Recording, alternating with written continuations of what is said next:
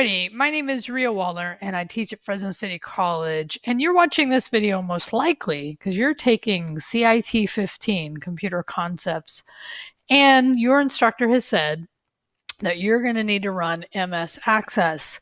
And you're like, well, I'm on a Mac. How can I do that? And if you don't know, let me just help you, is that you cannot run MS Access on a Mac natively.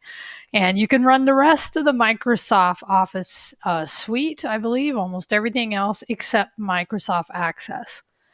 So when you come to the lab test, which you will have for this class, you'll need to, by the time you get to the MS Access 1, MS Access 1, you will need to have done this if you're running on a Mac. And this is my little funny here is Mac now supports Windows.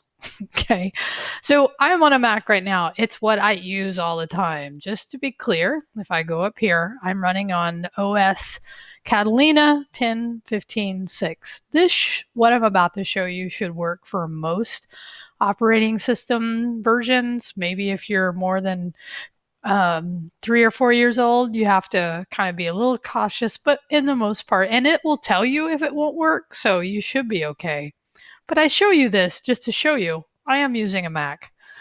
So what you're going to do, and I'm going to show you what's going to happen when you get this done, and then I'll walk you through the steps to do it. So on my computer, if I come down, I have a piece of software called VirtualBox. So virtualization is running different operating systems on top of other operating systems, and a lot more than that. But in this case, if I just click into this icon, what you can see is that on my Mac, I can run Windows 10.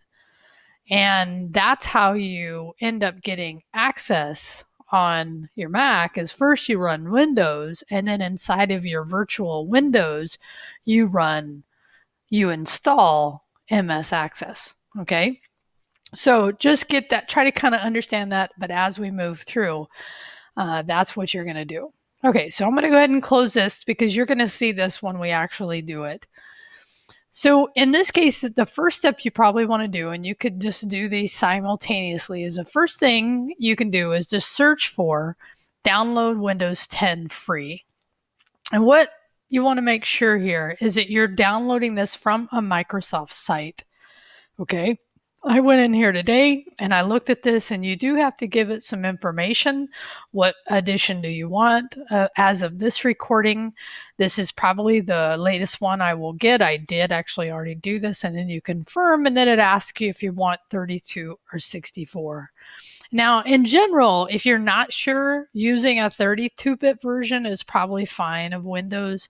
But if you know for sure that you're running on a more current one, you could get the 64-bit of Windows. So let me show you what that looks like.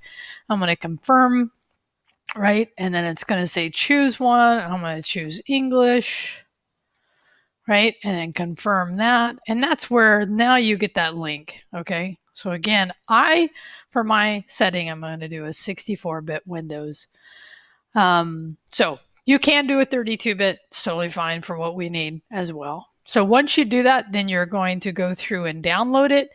Now, what you download on your system, and let me just show you this because I've already done this step because you don't want to wait because it is quite, it's like a 4 gig download. So it will take a little bit of time, right? So just know that that's true. So for me, once I downloaded that piece, and maybe what I'll do is show you the next one before we look at the actual files. You need that, and you need to download VirtualBox. So VirtualBox is from Oracle. And if you go, and I just went to Google and I typed download VirtualBox, again, making sure you're downloading from the proper sites here.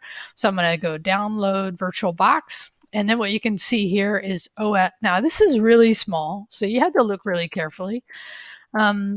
So you have different operating systems that you can load other operating systems on. And in this case, we're going to load the VirtualBox for OS X host. Okay. So once you click there, again, I'm downloading it. I actually need to get rid of it because I already have it. It's not as big of a download, so it will not take as much time. Okay. So you want to have, and you'll notice here, it might be a little hard. So let me just do this. I'm going to show all. And these are the two things I've downloaded. So let me just show in Finder. So let me increase just a little bit so you can see this. There's a lot going on the screen here.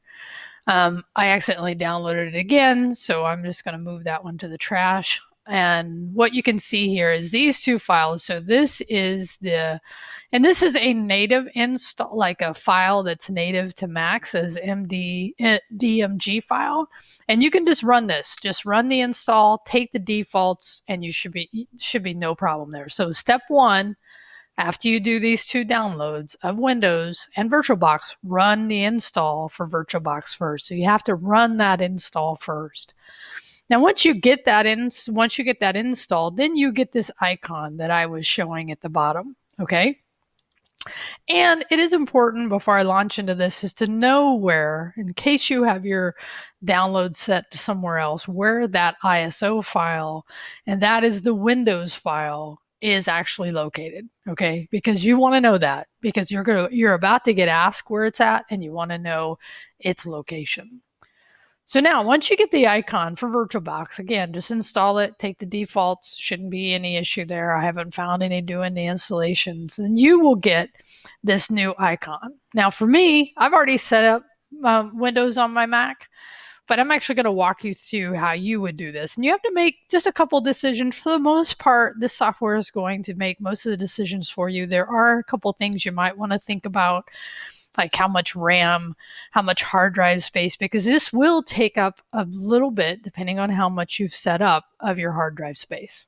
Okay, so again, you should have nothing listed here. So what you would do is click New. And when you do this, you can give it a name, right? So I'm going to give it Windows 10 demo for me. I'm going to be running Windows 10. This is the location where it's going to build this virtualized environment for me. It's actually happens to be right now that it knows what version it's assuming. So I'm going to hit continue. Now this is where it's going to say how much RAM do you want. The thing in general is most of these defaults should work fine. If you find that it's laggy, right? Again, this could depend. This is something I'm trying to remember if you can change this after. Maybe it's not something you can change, but it is fairly easy to delete these virtual installations and recreate them if you find. But again, I generally take the defaults here. So 2 megabytes, 2,000 megabytes, right? So is pretty good. That should be fine. So I could increase it by dragging it. I'll just continue. Now I'm taking the defaults here. So what it's asking me, it's going to create a hard drive that Windows is going to understand, but it's going to do that by taking a piece of my local system's hard drive. So you have to hear, and it's recommended 50 gig. That's not a bad recommendation at all. You could change that if you wanted, right? There is places to do that. I generally take the default here. Now let's go ahead and hit create. And so I'm going to do a virtualized, there's different options here, but I'm going to do a VirtualBox disk image, right? That should be fairly standard. You could research these if you felt like you wanted to look at some of these others. I'm going to continue. Storage on the physical. Oh, this actually is a new feature of VirtualBox from Oracle, is that you can either do dynamically allocated or fixed. I'm going to do dynamically. That way, if I ever needed to increase it, I could. I've ran into this before where they didn't have this option, and that became an issue. And this is where you can say, okay, 50, right? It was recommending 50. I could change it. I could do a little less. Remember, you're going to be installing Microsoft Office, so you do need a little place. And for Windows to run well, you need it to have a little bit of space. Now, this kind of shows me where it's at as far as my overall disk. And 50 gigs is probably fine. Now, remember, after you're done with this assignment, you can totally delete this. So I'm going to go ahead and hit create. And boom, there it goes. So it set up the requirements. So now I'm actually going to start that virtual system. Okay. So again, you should only see one here. This says all the settings that you've set up, and then you can just hit start. And what this does, I'm going to pull this over because it went over into my other screen. And let me minimize this and this so you can clearly see the options here, right? So what this is please select a virtual optical disk or physical drive. This is where we want to find that ISO file. Okay. So what I'm going to do here, it should have worked there. Oh, there it goes. I was impatient. So now I'm going to go to that virtual download, and that's where I find the ISO file. Okay. So again, this is what you're doing is you've set up in VirtualBox the settings, the kind of environmental settings, and now you're actually building, it's telling, now what do I want to install then there? I'm going to install Windows. So I'm going to go ahead and hit open. It shows how big it is. It shows the ISO. So that's the important piece. You got to download the ISO. Go ahead and hit start. And will take a few minutes. Okay. Depending on your system, this could take a few minutes. This is now at this point, you're actually just installing Windows. It's a normal installation of Windows. So if you've never installed Windows, this is your opportunity to do that. And then you can just say, yep, English, English, English, US keyboard, that's good. Install now. So just follow most of the defaults here. And again, you can see that I'm running a window inside of my Mac operating system, right? And so what I'm going to do here, and this actually, I have not had this expire on my particular one. So I just say I don't have a key. Now, there are ways to get keys, and I'm not going to cover that in this video. You could talk to your instructor about that if you want. But for this thing, I'm just going to say I don't have a key. Window. Now you can even choose the version of Windows you're going to do. You could do Home Edition, Education Edition, which I'm going to do. Again, I'm not sure. Again, I'm not going to cover all this because you could ask your instructor questions about how to get this, but I'm just going to do Education version. Okay. And then I'm going to accept the license, which is good. I'm going to upgrade Windows. Oh, now in this case, it may actually already see that I'm running Windows, right? You could do a custom install if you want. I actually think I'm going to do a custom install. It shows me the drive, how much space it is. I'm going to hit next. And now I'm actually let's see how long this is going to take. If it takes a few minutes, I may pause here and come back once it's done, just so you don't have to set through this part. But basically, this is just actually now doing the installation of Windows in here. So I think I will pause here for just a second. Okay, so that finished and it just had to do a reboot.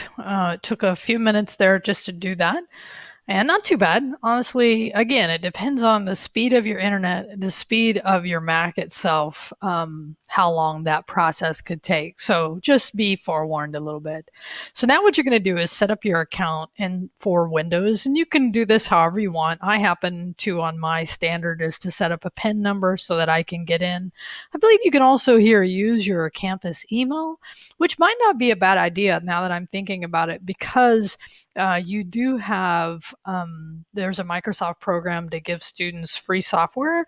And so it might not be a bad idea. I haven't done it myself, but the version I've been running of Windows has not expired, hasn't given me a message. And I've been reading different things about Windows being accessible free these days, where it used to cost money. But again, do your research here to make sure, because the thing is, things could change at any time in the future after recording stuff like this that I wouldn't know about. So just make sure you do a little bit of research there and select those. But in general, you saw the way I did it, which is I selected the educational version. And it's just doing the final setup steps here. If this takes a little bit longer, I'll pause again just to show you. But it's just doing some setup, and then you'll have to go through and set up your account. So I guess I'll pause one more time here. Okay, it looks like we had one more reboot. Now, the one thing I will say as this is coming in is that you do need to keep Windows updated, even if it's running on a Mac. It's just like running any Windows anywhere else. It does need to be kept updated. So make sure you're loading the updates into Windows. If you don't know about that, and I'll show you where to go in to check those updates, because when you install this version of Windows, it may not have the latest. And what you'll need to do is catch it up to the latest version of Windows. Again, Windows it's very important. Any operating system, any piece of software, it's very important to keep it updated with the latest software. Okay, because they protect your system. Let's hope they do. That's the goal, is to protect your system against known issues. So I thought this would be a little quicker, but again, it's just doing the final setups. You can see back down here in the bottom some of the things that's happening. It's accessing the hard drive. It's building on the internet. I mean, it's using the internet for my Mac. So now I'm just going to say United States. Yep, that sounds good. It already knows. So, defaults here are good. And the other thing is, while this is coming in, you can also do something called full screen or scaled mode. And these are options for how you look at it as far as how it runs inside of your Mac. So I'll just say, yeah, US. No, I'm not going to add a secret key. I could, just because, yeah, I could. But for the most part, I found my standard one works fine. And what that means is you could add a different layout. Maybe I happen to use a wireless Mac keyboard, but I haven't found any issues with doing that. But that might be something you could research, is to find out based on your particular setup what you would need there. So now they're doing some important setup to do. Oh, we have some important setup to do. So these steps can take, again, if they take a little longer, I'll just pause. But you could be actually doing this along with me, maybe watching this on a tablet or a mobile device as you're doing the install, just so if you have any questions, hopefully we're just going to walk through them together. But it looks like I might pause again. Okay, so that finished. So now this is where I was talking about before. You could use your campus email to log in, right? If you had a domain, which you probably don't at home, right? I actually use my Gmail account for my other one, right? So here's where, and I'm just going to, and again, this is where you would use your own account for whatever you want to use. But again, I probably recommend you logging into your campus email at this point, right? Oh, lovely. Okay, hold on.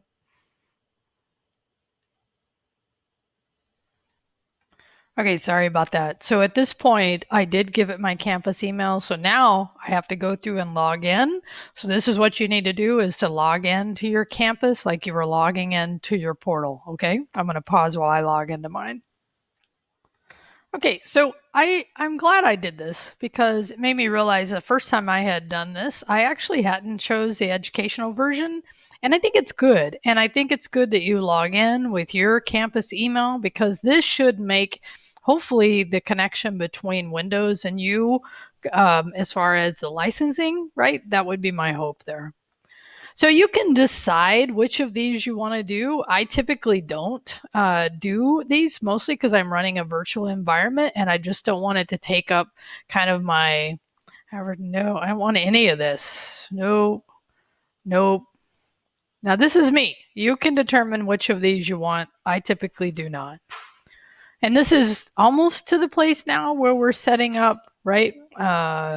Do you want to access devices with activity history? No, but again, you can make a decision there if you want to do that. But look at this. I think we're actually there. Well, almost. We're getting everything ready. You've been getting it ready for a little while. But so as you can see, just installing Windows is a good skill to have. And no matter where you're at, no matter what you're doing. So this process that you've gone through is a good skill to pick up in your lifetime as a user, consumer of software. Just having this experience is really handy. So the first time you do it can feel a little daunting, downloading that ISO file. And again, you're doing this in a way that may seem counterintuitive, because you're running Windows in a virtualized environment on your Mac. I guess I'm stretching for time, trying to let this finish. So let me pause one more time. Okay, I can't believe it. But after all that, boom, I'm in Windows now. Okay. So this is where you can change your view here. Again, I typically don't. I sometimes will do scaled mode. And what that allows, it went to my other window. Right? But even that mode seems a little weird. You can just stretch the window out here. Again, I don't typically do full screen. You can. I just sometimes find it hard to get back and forth to windows.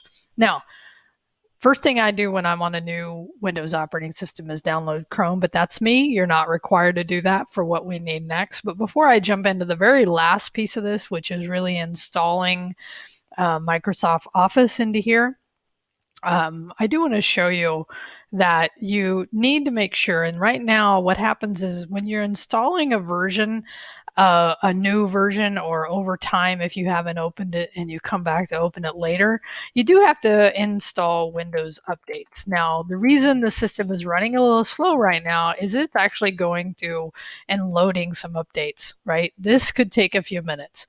And it will even give you, right? So it's going to actually do, it's going to want you to install some other things you can choose.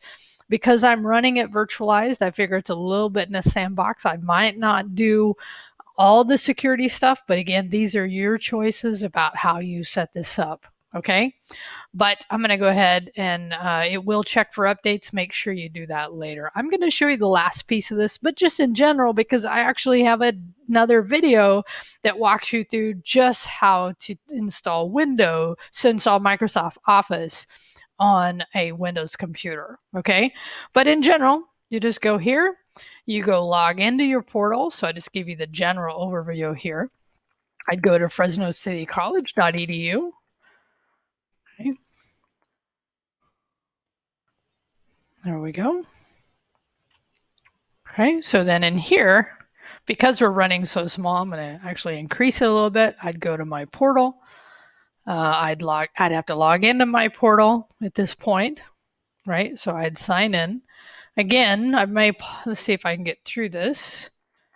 Again, this is your username is going to look different than mine. So what I have to do, you leave it as student, I have to hit employee, right? And I'm not going to have them remember my passwords. That's just not something I do. And we're almost done with the part that I'm going to show you because the rest of it is just the install of Microsoft Office. So when you come here to Microsoft Office, now this is actually getting into your campus email account. Okay. In here, what you can do is you can come up here to the top. And when you click this icon on the top right part, takes it just a moment to load here. Because again, remember, my Windows is actually also trying to load updates right now, so it's going to be a little laggy. So I'm going to go to all applications. I go up to that top right icon, those the dots at the top. Then I go to all apps. And I'm feeling bad that this is taking a little bit longer, but that's what happens. And then you can see all the apps that you have access to. There should be one that says install. These are all the ones on my computer. Hang on just a second. Let me make sure where I'm at. So glad I remembered. So what happened here is now that you're logged into Microsoft Outlook, now you can just open a new tab because you're already authenticated into the Microsoft system and you just type office.com. It's just the easiest way. The other way I was trying to show you got me there eventually, but this is just the easiest way because what this will do is it'll read that you're already authenticated into the system. So when you go to this tab, now again, making sure you're logged in, then you will get this nice little install Office. Okay. And this is really the piece what we came here for. Now this will install and you can choose in this case, right? And we're not going to do the Office other installation apps available. I think it's the other installation here. And this is where you can install them into your this is it, right? So you're going to install them into your local system, install Office, and you can see here you can have it up to 5 PCs, Macs, and tablets and smartphones, which is a nice thing. And again, this is because you're authenticated through the campus and you have access to that. At this point, I'm going to stop, but just know that at this point, this takes a few minutes to actually finish the install, but you do get the complete Office and you get Microsoft Access, which is really what, just to remind us, you came here for. Okay? I know that can feel like a few steps there, but I'm sure you got through it okay. Reach out to your instructor if you have any steps there that you want to ask questions about. Again, now you're ready to go do your MyIT MS Access Lab test. Have a good day.